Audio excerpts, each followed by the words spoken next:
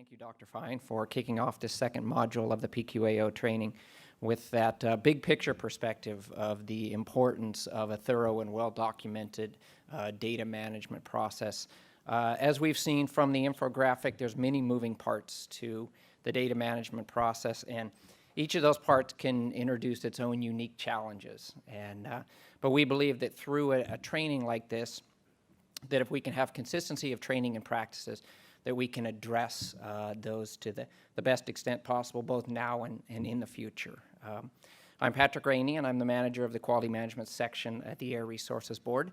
And I'm happy to say that over the next 2 days, we're going to have a number of presentations and exercises that will allow people to learn more about the data management process from acquisition through the reporting of data and ultimately the use of that data for decision-making processes. So our first presentation is going to start off with a discussion of data quality objectives and quality control, kind of the first part of that. So our first presenter today is Matthew Plate. He's an environmental scientist with the EPA Region 9 Quality Assurance Office.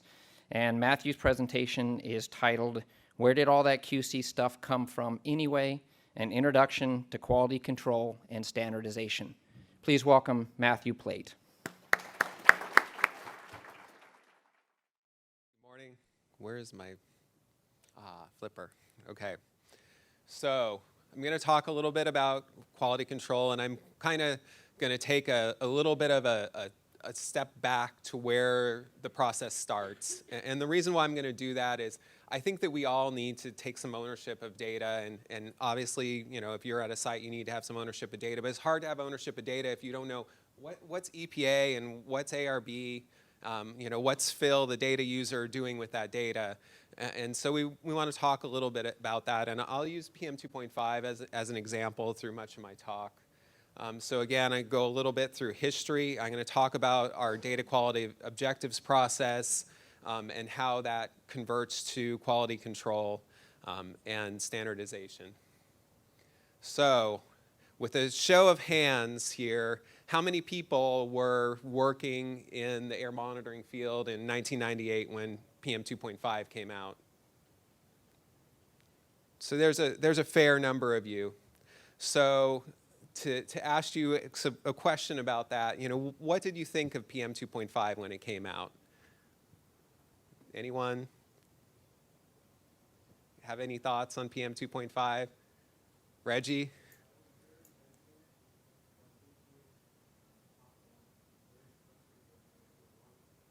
So a lot of quality control and very regimented, very top down. Some other thoughts this side of the room?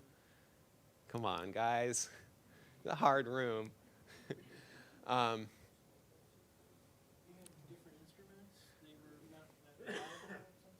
They are different instruments.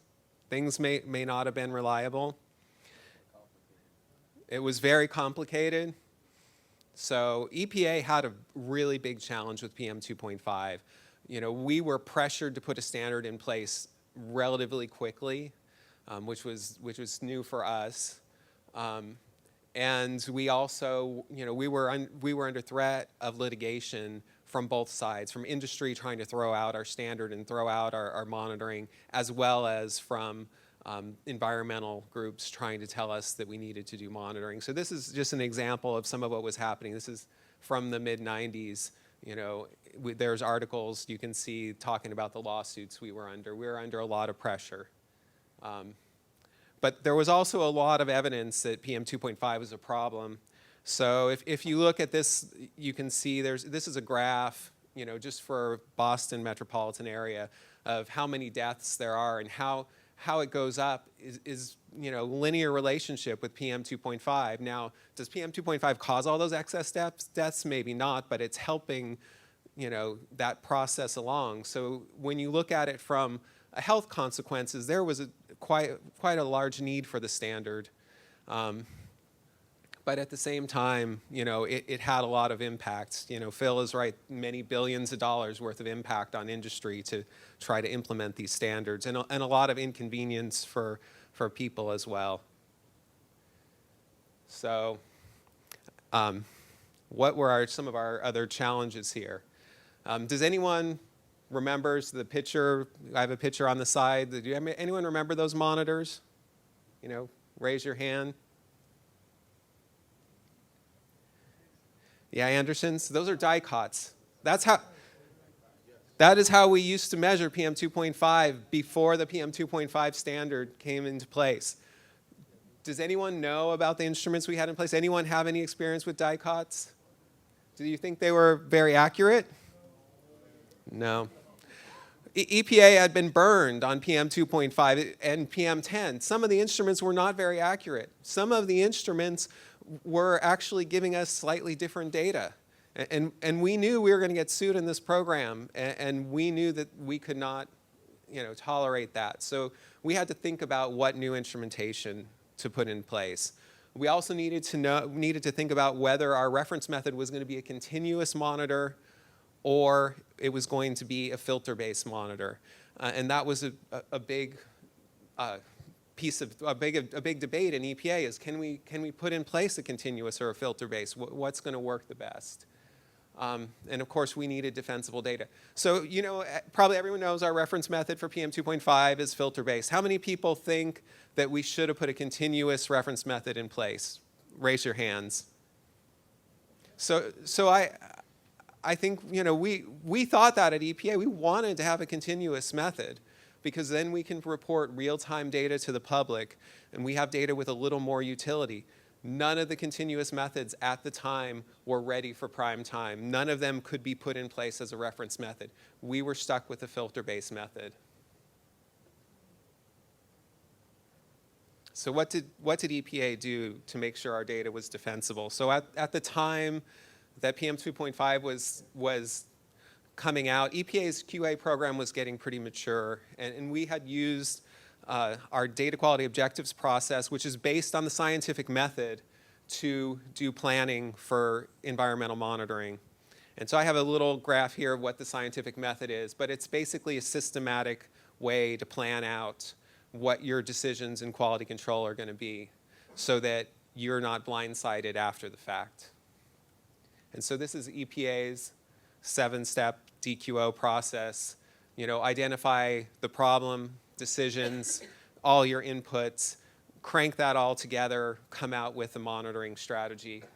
And that's basically what EPA did for the monitoring piece of PM 2.5. And what are our primary decisions for PM 2.5? So for PM 2.5, of course, our two primary decisions, NAAQS standard, we needed to compare it to the NAAQS. Our other decision was to have data for the public, real-time data. There's some other things that we looked at, also other decisions we might use that data for. I highlighted source controls. I'm going to talk a little bit about it on the next slide and how that relates to our air monitoring. Looking at trends. And if you look at these different decisions, some of these decisions, you really need to have a continuous instrument to make these decisions. And some of these decisions, you need a filter-based instrument. Some of these decisions, you actually need to speciate the particulate to understand what's happening with it. And others, you need the data right away so that you can inform the public. So we were put in an awkward position. So does anyone remember what EPA's solution was? I mean, we had a filter-based FRM. So do you remember what EPA's requirements at the time were for continuous monitoring? Does anyone remember?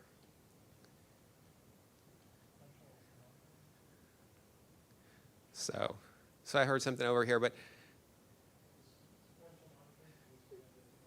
yeah, you had some sequential monitoring you're running every day with those, but we also had a requirement for non-reference continuous monitors to be present at certain sites, at high sites, so that we would get the AQI type of information for AirNow and for other systems. Even though there were no FEM methods, we still required that. Yeah, there were early BAMs that were used in some of these monitoring stations. Yeah, exactly.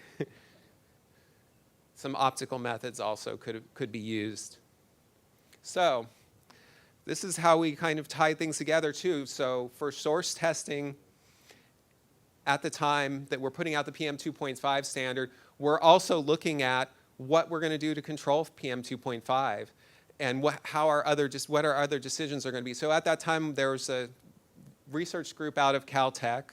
We gave them a grant. This is on our science inventory.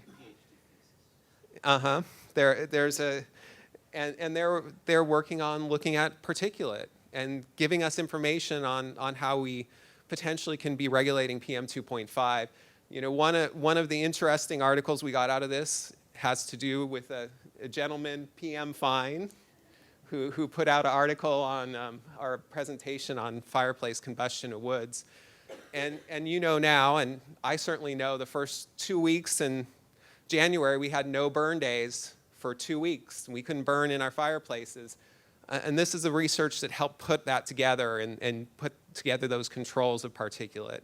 So keeping in mind when you're collecting data, it's also going to researchers and research studies, and it's going into source control decisions. I also just, I said this last week, I'll say it again for the Bay Area.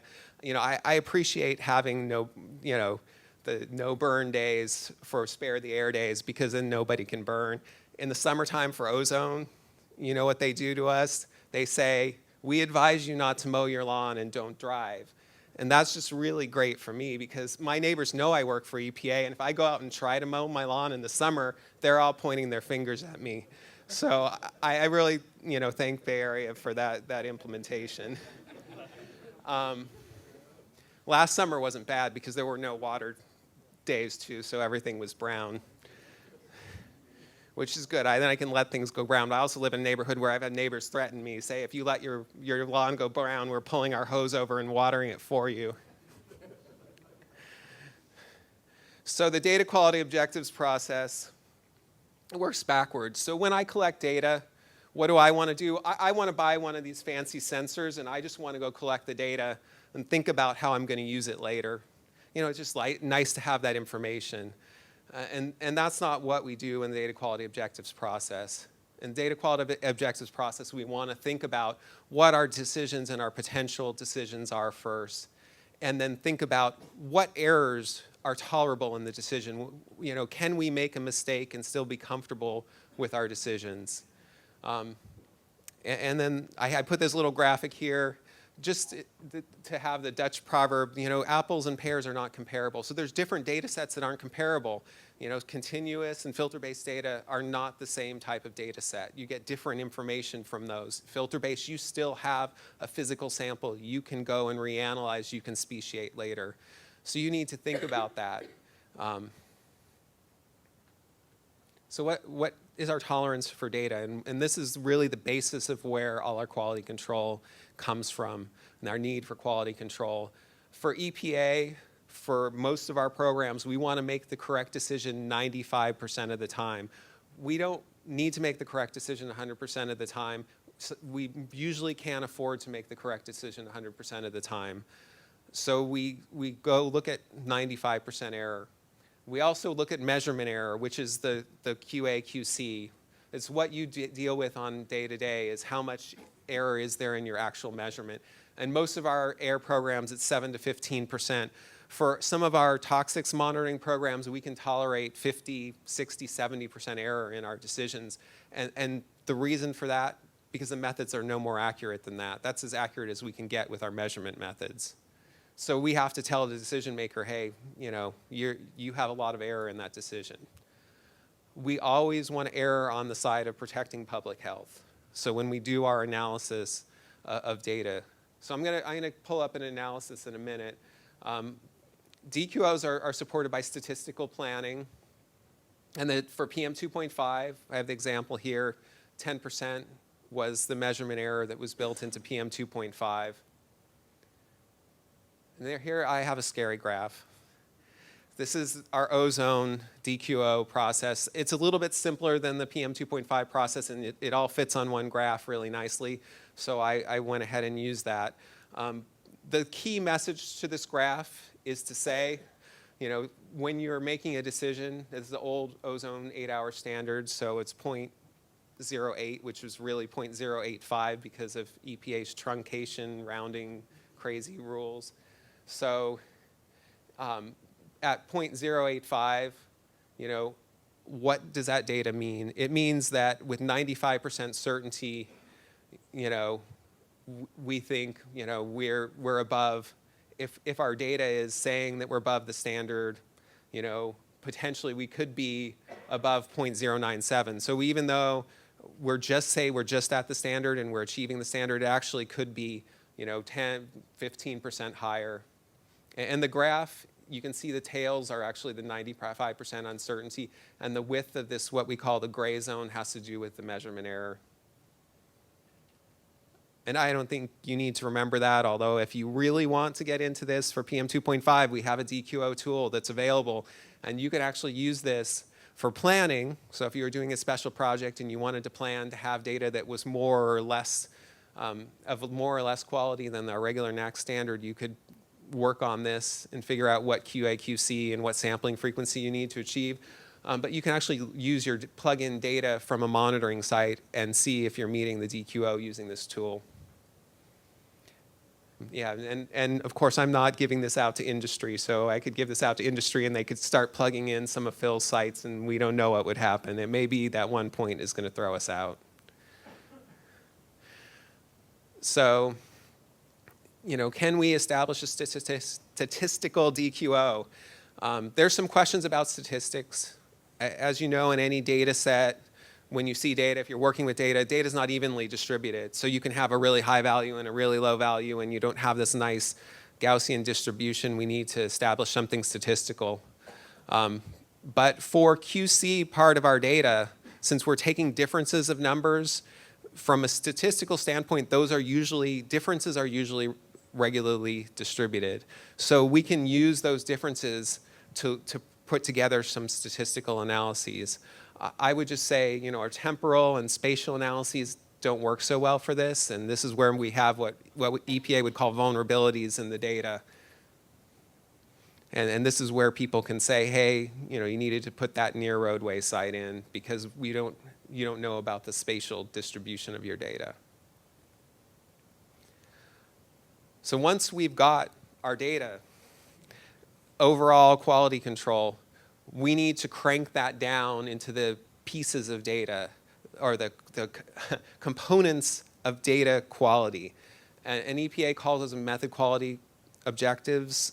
In some programs, we call them the PARCS parameters: precision, accuracy, completeness, comparability, representativeness, sensitivity, and also I have in here blank controls that we look at as well. For our AIR program, we usually call the two main components precision and bias. Representativeness has to do with comparing with how your data actually compares to what's actually going on in the environment. For PM 2.5, representativeness is important. Who can tell me why you think representativeness might be important for PM 2.5? Nobody? Patrick? No? For PM 2.5, what is PM 2.5? You're saying the particles have a certain diameter.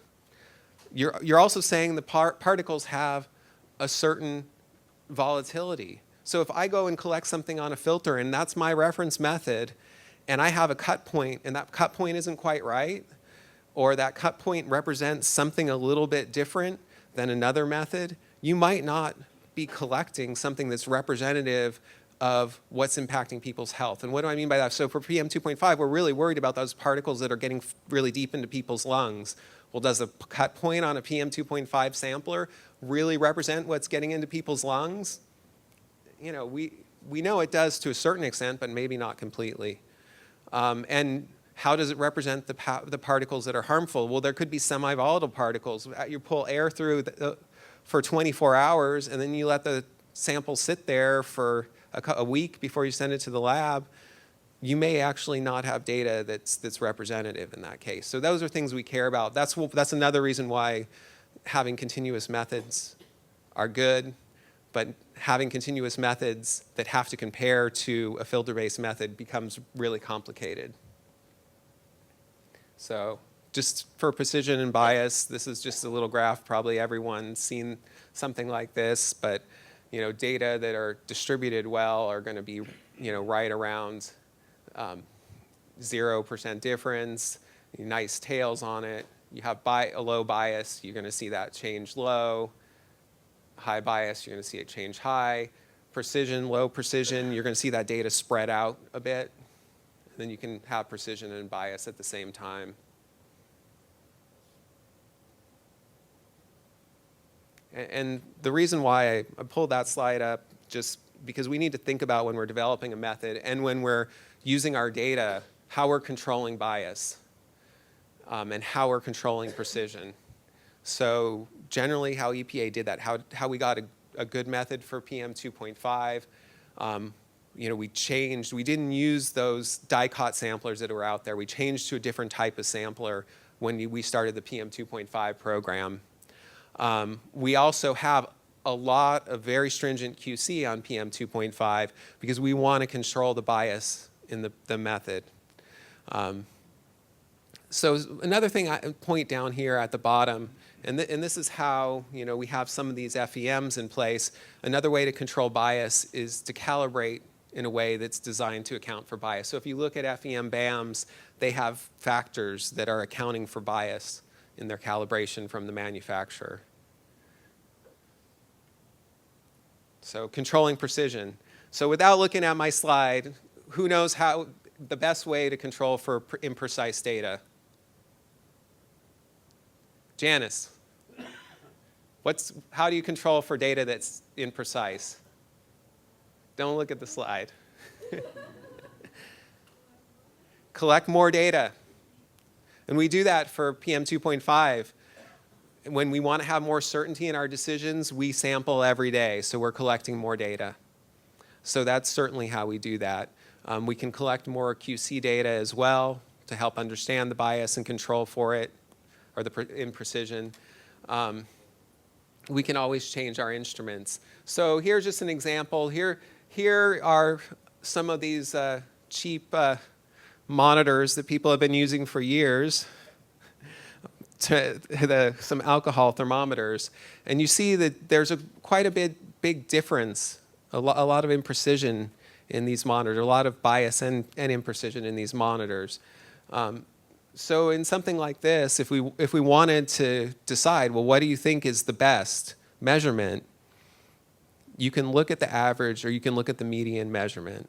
So that's a way you can do it also. So if EPA was worried about PM 2.5 being really imprecise, the other thing we could do is say we're throwing out the 24-hour standard and we're only going to use the annual standard. And that actually is something we did when we first did our DQOs for PM 2.5.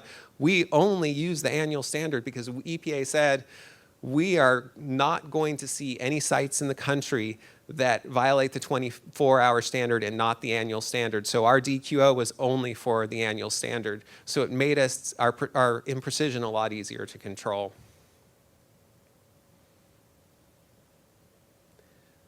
So what do we do after we've gone through and we figured out, okay, precision, accuracy, how do those things grind down to another level of quality control? So what do we do for quality control?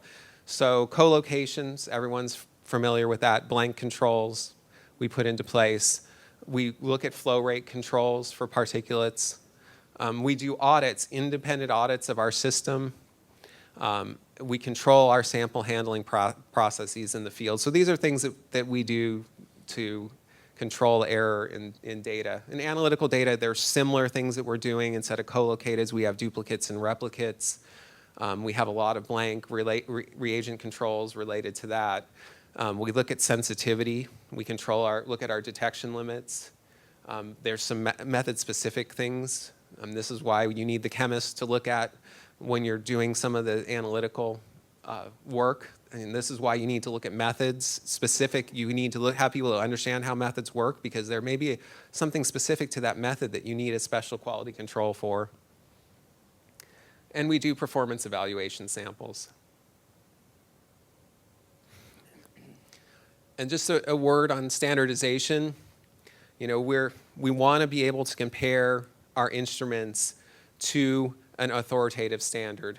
And we don't want to have a lot of degrees of separation between our instruments and that authoritative standard. So here's the authoritative standard, international authoritative standard for mass.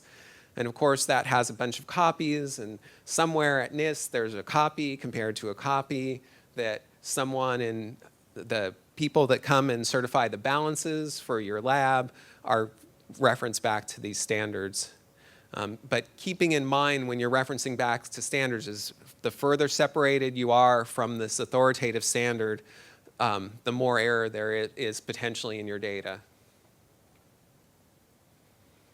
So I just want to pull out something from our PM 2.5. This is our validation template, and this is our individual QC criteria. So we have a QC criteria for flow. So 5% at 16.6 liters per minute. We want to be able to control the flow. So for PM 2.5, that should be good. It's less than the 10% criteria for overall measurement uncertainty. So how many people would raise your hands if you think, this criteria is not always good enough, this 5% criteria for flow? Does anyone think that it would not be good enough? Kate? No? So I would just say one thing on this. What does flow control? It controls the mass that goes onto the filter, but what else does flow control in a PM instrument? Cut point. Good. Cut point. So what happens if you have a lot of particulates that are really close to the cut point? So let's say you have PM3 and you're 5% low. Is that PM3 going to be getting onto your filter? Potentially? Kate says yes. So what if you're somewhere in the desert in Arizona where there's some PM3 that's from road blown dust and you miss your cut point?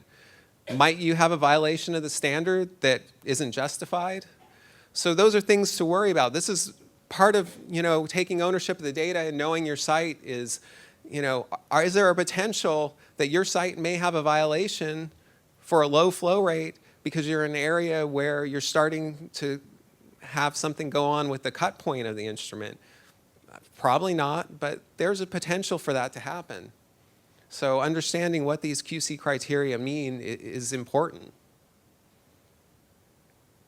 So this is kind of reiterating this. EPA put things in regulation that are critical that you need to meet. Otherwise, you can't use that data. And there's other things that are not critical. And you may go and find that you have some issues with your data and you're meeting the critical criteria, but there may be something that keeps that data from being actually comparable. So that's something to keep in mind. And those are times when you might have to add extra QC or do extra work or potentially change the instrument. Maybe the instrument isn't correct for that site.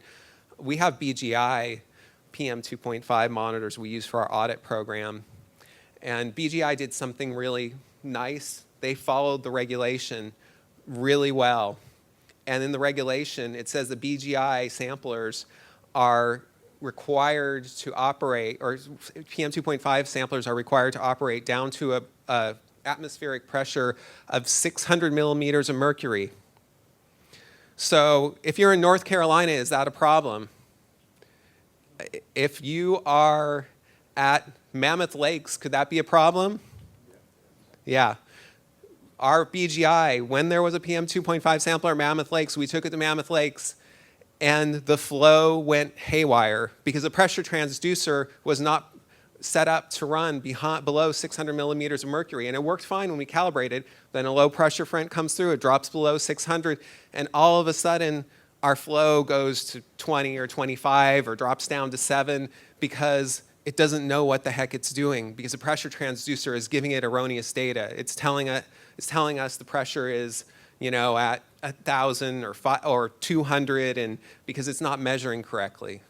So keeping in mind that there are maybe things that you need to understand that could limit your ability to use the data. I mean, according to our data, it looks like everything is fine. Our flow passed according to us. The instrument worked fine, but the pressure transducer wasn't operating correctly. So what else can you do? I talked about this, but you can do additional QC. This is us doing a co-location of all our audit equipment quite a few years ago. For some of you field operators, you might recognize Kevin Woodruff there, looking a lot younger in that picture. And the other thing, sometimes we can't do anything. So the other picture here, we tried to put in an audit program for lead early on in the program. And besides having trouble with QA plans and sampling at Xside, trying to sample every day when it wasn't set up in the AQS to do that, and some other strange things, our supplier for our audit equipment, their factory burned down. And we don't know how it burned down, but it burned down and we weren't able to do those audits. So there was also a gap in our audits for lead. So wrapping up, I just want everyone to know their QC information. I have an example of a quality control chart here. Understand that, understand QA, QC can be a minimum, know your instruments. Keep in mind with this control chart, you see there's one point that's like out of the upper control limit, so probably the operator saw that and said, hey, let's recalibrate. We're starting to go out of our upper control limit. Those upper and lower control limits don't necessarily have to be based on regulatory criteria. They can be based on how your instrument's performing. So if your instrument is always within 2% and it goes out of 3% of criteria, you can go and recalibrate that instrument because you know that instrument's starting to fail, something's starting to go wrong. And I would just put in a little thing for Bay Area here. Bay Area does that with ozone. When their ozone starts to go out of criteria, they don't wait till it's 7 or 10% out of criteria. They pull those instruments right back into calibration. The Bay Area ozone data, when you compare it to our standard for our DQO, it looks the best of any ozone data in the country because they are really serious about keeping their instruments running right on. So I would just say, we can tell that when we look at your data sets. So, not to embarrass anyone. What can you do? You can work on corrective actions when you see problems. There's something systematically wrong. Raise those issues through corrective action, through your management, to ARB, however you can do that. Always look for quality improvement, ways that you can improve, upgrading instruments, things that are more efficient, making your processes work better. Keeping in mind that if there's any error that's made in the field, 50% of the time that error is going to propagate all the way up and it might make it past the last level of review. So you really don't want those errors in the field. You want to try to eliminate them. If you have questions about regulations and guidance and anything like that, please contact EPA or ARB, or QA plans or SOPs, because we want to know, we need feedback about how our entire system is working. I know we have problems with some instrument vendors. More people send us emails saying this instrument vendor has a problem, the easier it is for us to get people's attention. So that's all I have. Any questions? I didn't quite understand your the comment or the mechanics of when your say ozone machine is out of design, or is that what you called it? How do I determine that? So the question on how to determine if your ozone would be out of our design value, well, we have criteria that are in our MQOs. So we look at those criteria, but it's also going to be based on precision checks and audits. So those are things that you're doing continuously. You're doing nightly or every weekly or every 2-week precision checks. So if those are graphed over time, then you can understand your data. But also looking at data from external audits, that information helps you as well. Just my audits and my precision checks, if they all look okay. Pretty much your audits or the other people's external audits, yeah. But being aware of that. We have site operators that I've dealt with in another state, not in California, where the site operators never looked at the precision checks, never checked their instruments. And the forecaster would call them and say, hey, there's something wrong at that monitoring station. Somebody needs to go deal with it. So, you know, having someone actually have ownership and care, you know, the fact that you care about your instrument, that probably makes your data fairly high quality. Any other questions? I think it's not just the QC or QA data. It's understanding the ambient data that's generated at your particular site. As a site operator, you're most familiar with what its normal ranges are. And if you come up to your instrument and you see some peaks or something that's, you know, it's running for the last 5 hours at a very low level, you know something's wrong. So I think the takeaway is you take ownership in your instrumentation and know what its typical ranges are. And when you have when you question in your mind that maybe something's not right, then that's when you take corrective action. And he highlighted several corrective action processes you could take. And don't pass things to the data validators to let them do it, because like I said, when it goes up to the next level, there's a lot of opportunity for mistakes. It's hard for me to look at a data point and say, nah, I don't think that's, I'm familiar It's- with the station, I know better than anybody, I don't think that's the point. What justification do I have to do that?